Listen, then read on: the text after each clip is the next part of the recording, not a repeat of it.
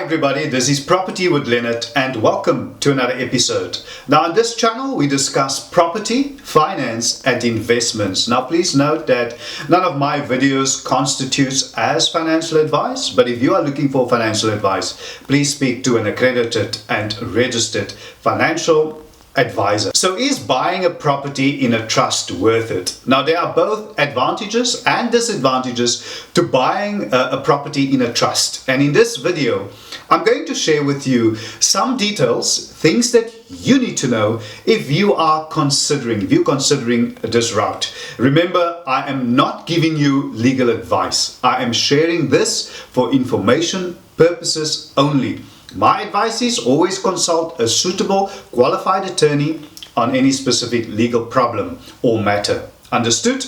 Okay, so in this episode, I will firstly define a trust, then share with you the three most common types of trusts, the pros of buying property in a trust, and then the cons of buying property in a trust, and I'll touch on the tax implication of trusts, and as usual, for your convenience, I'll leave some timestamps in the description below, and while you check it out, please remember to subscribe to my channel, like this video and share it. Those things, as you know by now, are good for the YouTube algorithms, and that way we would grow and we would be able to reach more people who you and I both know would be able to benefit from the contents of these videos. And in addition, I also have a join button where you can click on it to join this channel and financially contribute to the success of this channel. Those things really motivate me to make more quality content. And also there's a thank you button. You will also find that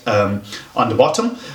If you click on it and follow the prompts, that way you can financially contribute to the success of this channel. So how would one define a trust? Well, a trust is a legal entity which is created by a founder and which can, amongst other things, purchase and own property. Now once a trust is created, all the assets are placed into it by either the founder donating assets to it or by the entity itself purchasing or otherwise acquiring assets. The main reason why so many people don't register trusts, and I'm referring to those who are aware of its benefits, is actually the cost implications. Because starting a trust, it is a costly exercise, but it has its advantages which may outweigh the initial setup costs. You need to ensure that you get legal and professional advice when setting up your trust, and careful consideration must be given to the wording of the trust deed, because you want to ensure that the trust is both tax effective and also that your family will continue to benefit when you die. The three most common types of trusts are a living trust, which is set up during the lifetime of the donor. The donor transfers assets into the trust, which is managed by trustees on behalf of the beneficiaries. Secondly is a testamentary trust, one which is set up in terms of a will. The will serves as the trust deed and names the trustees. Then there is a special trust, also known as a special needs trust. This is one with a special purpose which qualifies it for a lower rate of taxation. There are two kinds, which is a living trust and secondly a testamentary trust that benefits relatives of the deceased who are minors. Now both kinds of special trusts are taxed at a rate applicable to individuals between 18 and 40%. So just bear that in mind. When it comes to the pros or the advantages of buying property in a trust, understand that once a trust is formed and the assets is transferred out of the founder's name, the trust in effect owns the assets then. Practically, this means that once the founder passes away, the assets in the trust will not form part of the deceased estate and will not be liable for estate duty.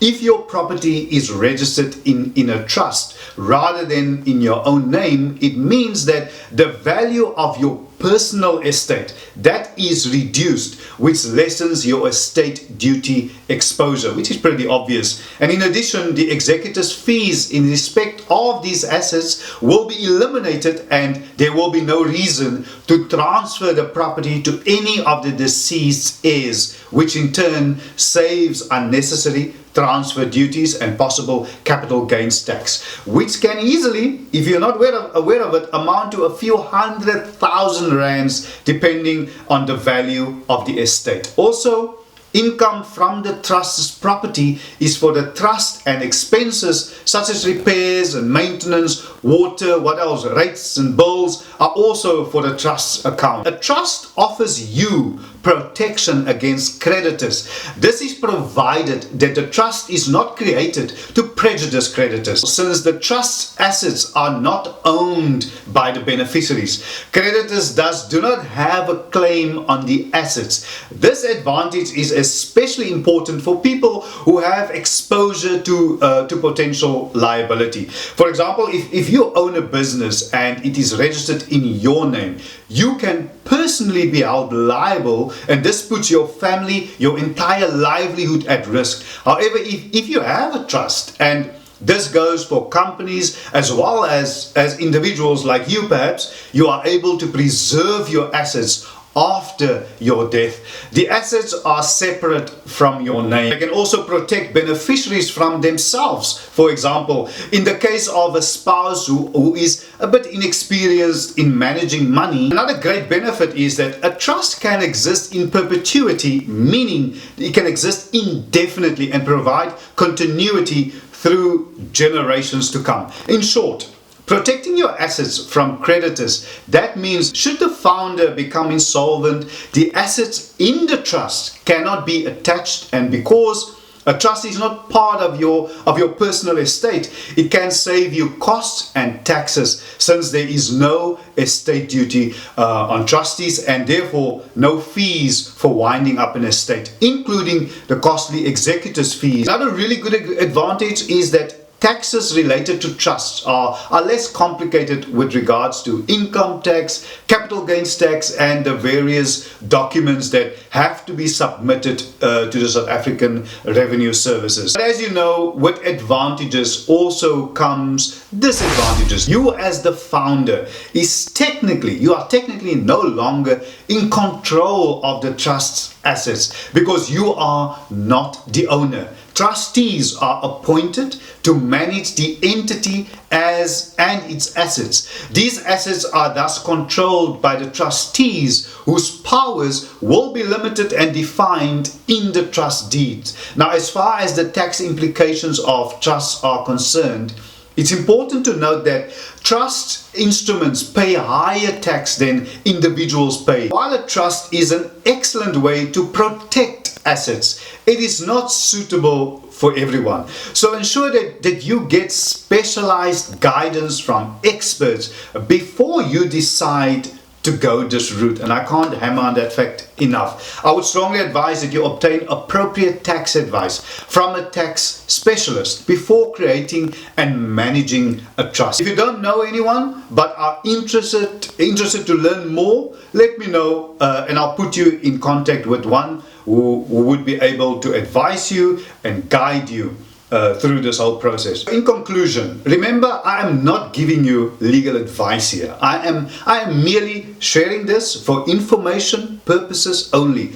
Always consult a suitably qualified attorney on any specific legal problem or matter. And thank you so much everybody for once again joining me on today's episode. Perhaps you need to watch this video more than once just to make sure that you understand what I'm trying to relate to you and what I'm trying to explain to you, the pros and cons of buying a property or immovable property in a trust, and if it's even worth your while. But I'm sure that this video was of value to you and it will give you some sort of guidance. And remember, if you need some more advice, please let me know in the comment section below. I will put you into contact with some legal professionals who specialize in this field. But thank you so much, everybody. Don't forget, there's an option to join this channel, and you can do so by clicking the join button below and follow the prompts. There's some extra perks if you do, and also there's a thank you button, and thank you for all of you who have clicked the thank you button,